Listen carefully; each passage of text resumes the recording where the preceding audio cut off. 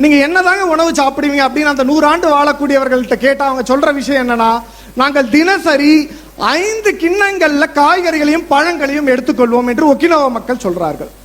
5 கிண்ணம். நண்பர்களே, ஒரு விஷயத்தை நான் சொல்றேன். நம்ம ஊர்லயும் எல்லாரும் 5 அடுக்கு கிண்ணத்தை பார்த்திருப்போம் இல்லையா? 5 அடுக்கு கிண்ணம், சாப்பாட்டு கேரியர்னு சொல்லுவோம்.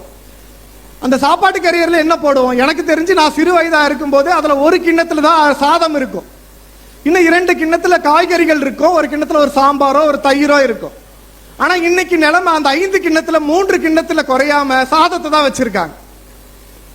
3 கிண்ணத்துல சோறை போட்டுட்டு மீதி ஒரு கிண்ணத்துல ஒரு சாம்பாரோ ரசமோ வச்சுட்டு மீதி ஒரு கிண்ணத்துல ஒரு கொசுறு மாதிரி ஒரு பொரியல்.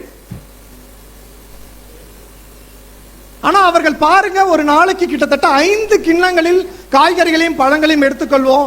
தினசரி 7 வகையான காய்கறிகளையும் பழங்களையும் எடுத்துக்கொள்வதா அவங்க சொல்றாங்க. அதுதான் அவர்களுடைய ஆயுட்காலத்தின் யுக்தி.